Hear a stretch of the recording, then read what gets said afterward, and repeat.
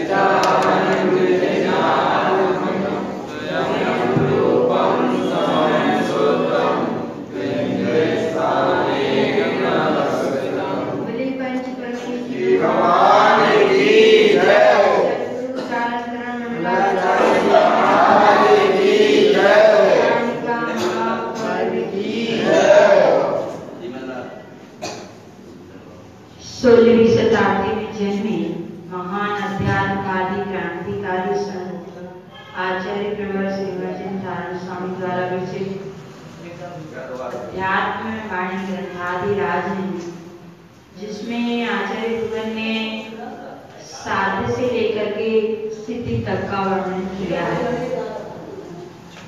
सर्वप्रथम आचार्य भगवान ने मालारोहण ग्रंथ रखा। मालारोहण का मतलब है मंजिल पर आरोहण करना। बड़े बड़े नगरों में मंजिल को माला बोला जाता है।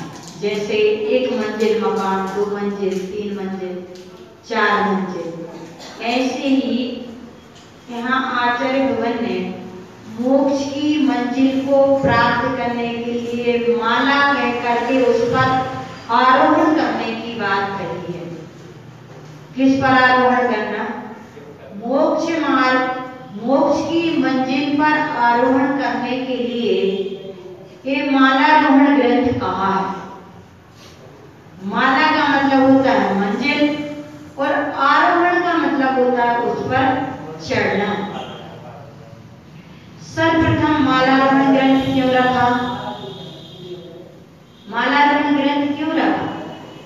क्योंकि मोक्ष महल की प्रथम सीढ़ी यामिनी ज्ञान चरित्रा सम्यक तान लहि सुदर्शन धारो भव्य पवित्र। क्यों? क्योंकि मोक्ष महल की पहली सीढ़ी है सम्यक दर्शन। यदि हमारे जीवन में सम्यक दर्शन नहीं हुआ तो हम मोक्ष महल की पहली सीढ़ी पर नहीं चढ़ पाएंगे, तो आगे की सीढ़ियों पर कैसे आरोहण करेंगे? इसलिए आचार्य भगवान ने सबसे पहले मालारोहण ग्रंथ रखा। विचार करना कि मालारोहण ग्रंथ पहले रखा, फिर जाकर के कहीं श्रावकाचार ग्रंथ रखा। पहले मालारोहण रखा, जब पहली सीढ़ी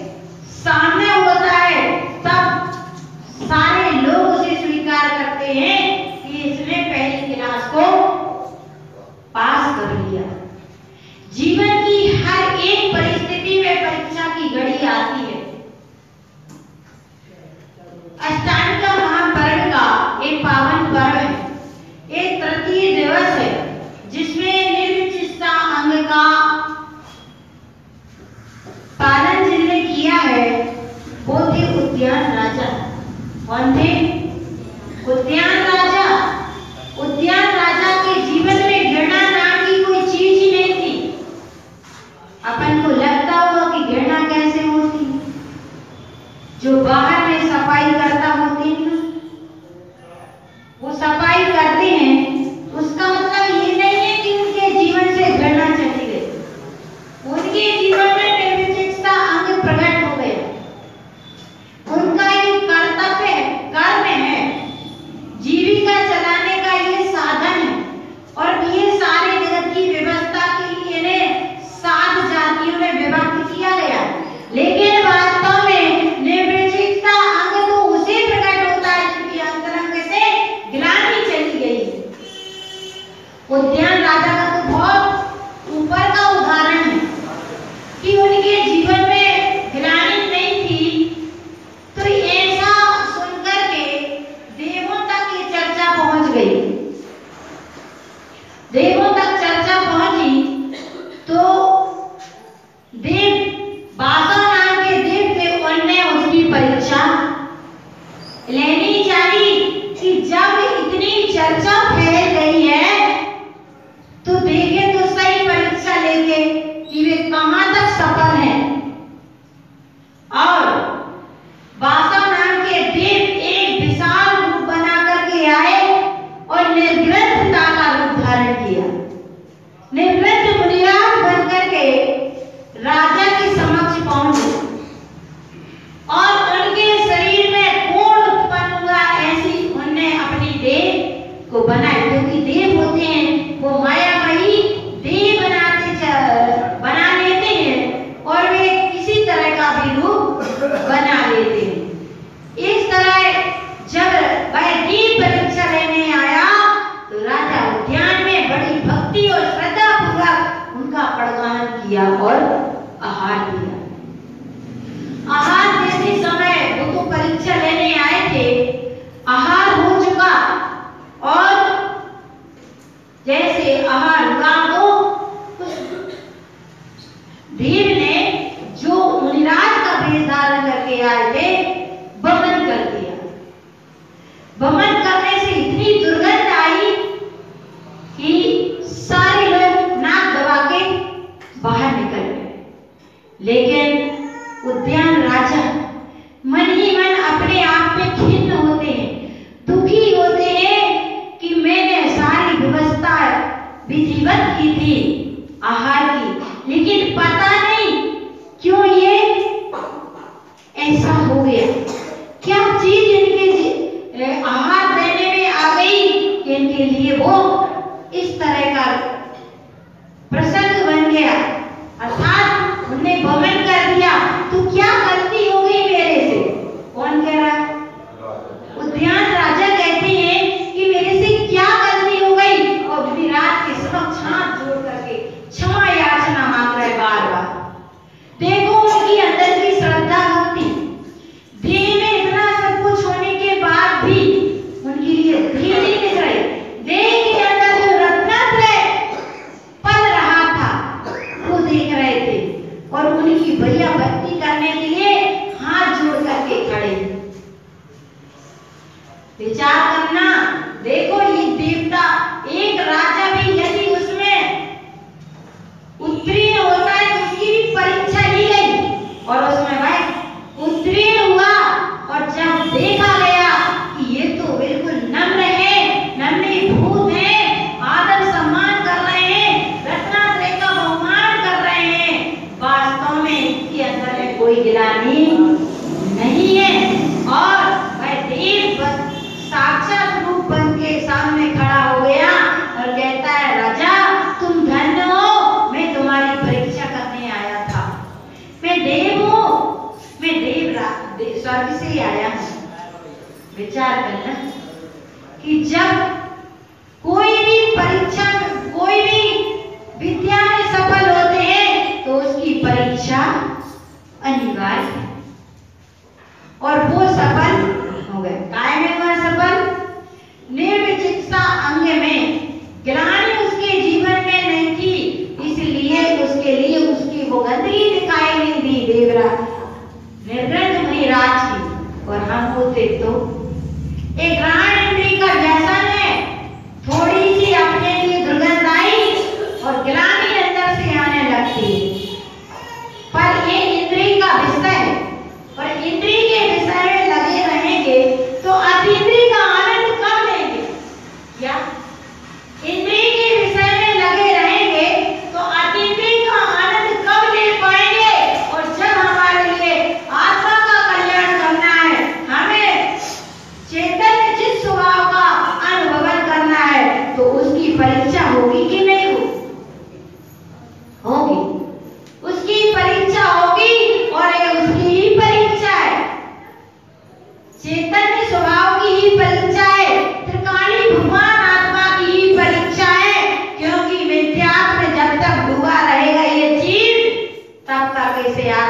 अनुभूति नहीं होगी।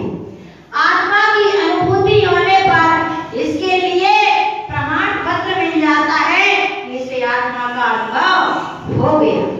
आत्मा का अनुभव हुआ तो ये प्रमाण पत्र हमें मिल गया कि हमारे जीवन में ये 8 अंग प्रकट हो गए।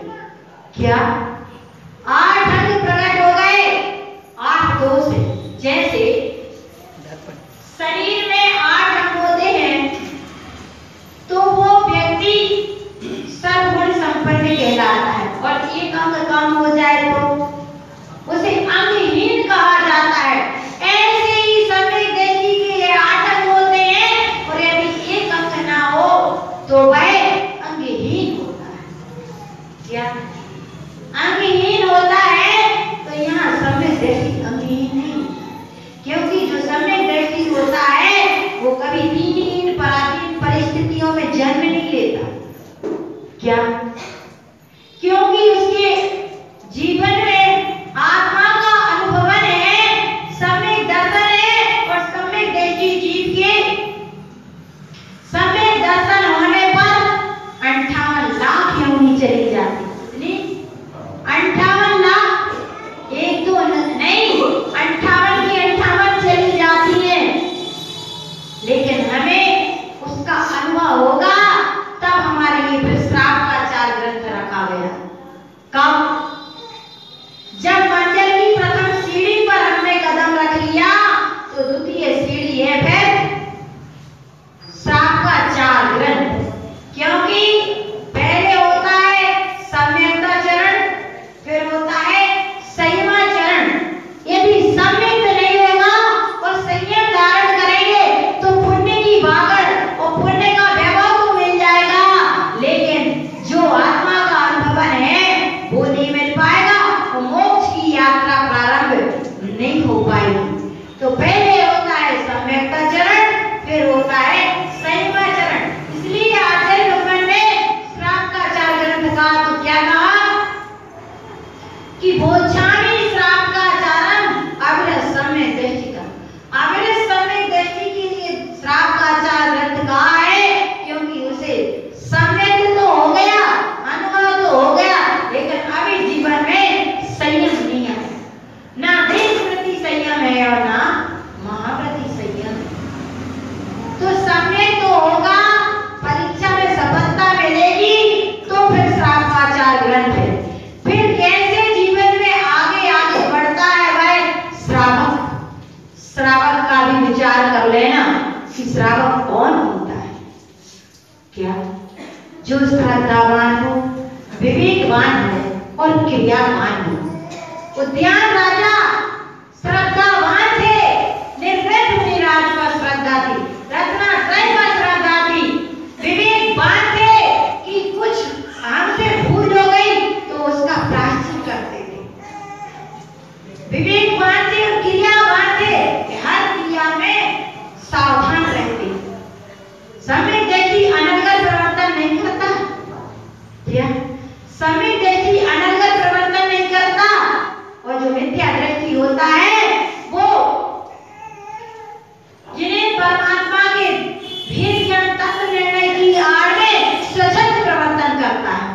सम्यक दृष्टि विवेक से चलता है, विवेक पूर्वक चर्या क्रिया करता है। उसके बाद भी यदि जीवन में कोई ऊंची नीची परिस्थिति बनती है तो उसको विचार करता है कि कर्म के उदय अनुसार मेरा कर्म उदय आया है, ये किसी के निमित्त से नहीं हुआ, किसी को दोष नहीं देना, और वो निरंतर वृद्धि को प्राप्त होता है और श्रद्धावान और विवेकवान और क्रियावान होता है। श्रावक कौन होता है?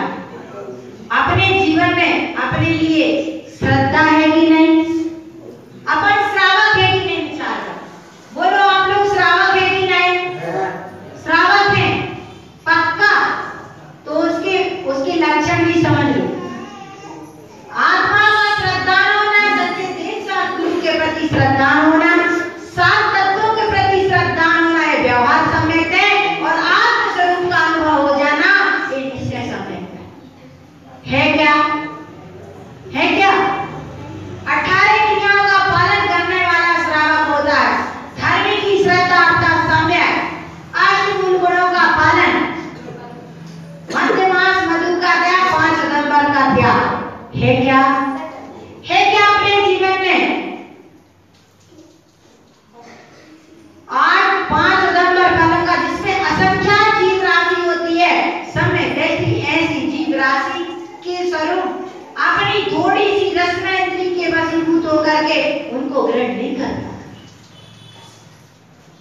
विवेक रखता है। पानी छानने की क्रिया सही है क्या? जो आगम के अनुसार बताइए, वास्तव में वो तो ब्रिलियंट जी पाल पा रहे हैं। क्यों?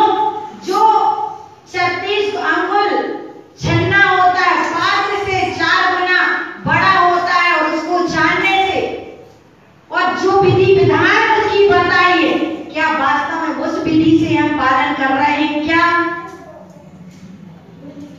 विचार करना। क्या जिनमें असंख्यात जीव राशि है उनका भोजन का त्याग हो रहा है क्या? रात्रि भोजन का त्याग है क्या? 4 गांठ की प्रक्रिया हमारे जीवन में हो रही है क्या? अष्टगुण गुणों का पालन, 4 दान, रत्नत्रय की साधना, रात्रि भोजन का त्याग और पानी छान करके पीना।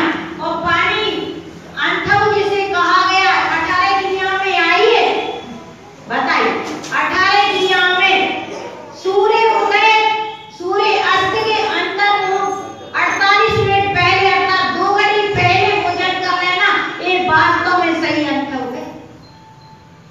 बोलो, अब अपने में झांक करके देखो, क्या ये चीजें हमारी पल रही है? यदि ये पल रही है तो श्रावक हो, और जी नहीं पल रही है तो वास्तव में अभी सच्चे श्रावक नहीं। श्रावक की क्रियाएं बताएं, ऐसी श्रावक की क्रियाएं जो पालन करता है, वास्तव में वो सम्यक रहती है। बाहर में भी पालन करता है, बाहर में क्रिया विवेक पूर्वक करता है, अंतर में आत्मस्वरूप की श्रद्धा करता है, वो श्रावक है। अभी वास्तव में कहा जाए तो सच्चे अर्थों में हम श्रावक भी नहीं है, श्रवण करने की तो बहुत दूर की बात। क्या यदि वास्तव में श्रावक बनना है, और कहीं ऐसा ना हो कि थोड़े से राग में आकर के और हम बहुत बड़ा पाप का बंध कर लें। मुनिराज जहां के लिए आते हैं, आपने शुद्धि बोल दी, अब आपने कैसा बनाया है, किस विधि से बनाया है, विवेक से बनाया है, आप विवेक से बनाया है, आपका आप जानो। लेकिन आपको सही पूरी रील दिखाई दे रही कि हमने कैसा बनाया और कैसा कर रहे हैं, और शुद्धि बोल रहे हैं।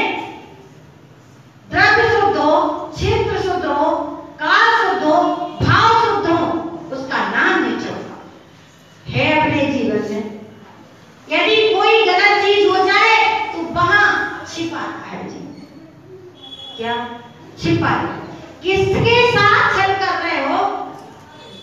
साक्षात जिन परमात्मा आपके दरवाजे पर आए हैं मुनिराज के रूप में, और आप उनसे छल कर रहे हैं।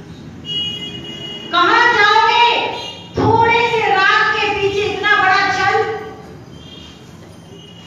क्या होगा? जीवन में सत्य धर्म के मार्ग में चल रहे हैं क्या? एक विवेक है अपना क्या? थोड़े के पीछे अपन कितनी चीजों को छुपाते। ये श्रावक की निशानी नहीं है क्या? ये श्रावक की निशानी नहीं है।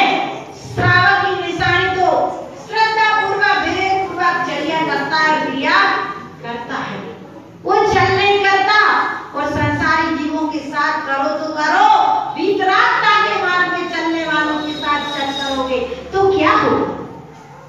इसका विचार करना। थोड़ा कहा, बहुत कहा। यदि वास्तव में हमें धर्म के प्रति रुचि है, वास्तव में हमें आत्मा का कल्याण करना है, तो सबसे पहले अपने अंदर का ये विकल्प हटाओ, ये छल हटाओ। वो छल दूसरों के साथ नहीं करते, छल अपने साथ करते हैं। क्या छल अपने साथ कर रहे हैं? अपने आप को धोखा दे रहे हैं। और अपने आप को धोखा दोगे तो कहां जाओगे, किस गति में जाओगे? विचार करना। जीवन में सत्य धर्म के मार्ग पर चले, हमारे जीवन में एक अंग प्रकट हो और हमारा धर्म का मार्ग बने। वास्तव में इसीलिए यहाँ बैठे। यहाँ मनोरंजन, मनोरंजन को जनरंजन करने के लिए नहीं बैठे, लोगों को हंसाने के लिए नहीं बैठे, ये मन को रंजान करने के लिए नहीं बैठे। क्या ये शरीर को रंजान करने के लिए नहीं बैठे हैं, यहाँ आत्म दर्शन करने के लिए बैठे, आत्म कल्याण करने के लिए बैठे हैं। आत्मा का कल्याण करने वाला मार्ग प्रशस्त हो, ऐसी जिन्हें परमात्मा की हम सभी के लिए मंगलमय देशना। बोलो श्री गुरु महाराज की जय। यहाँ पर श्रद्धेय महाराज जी विराजमान, बेटी अपनी वाणी से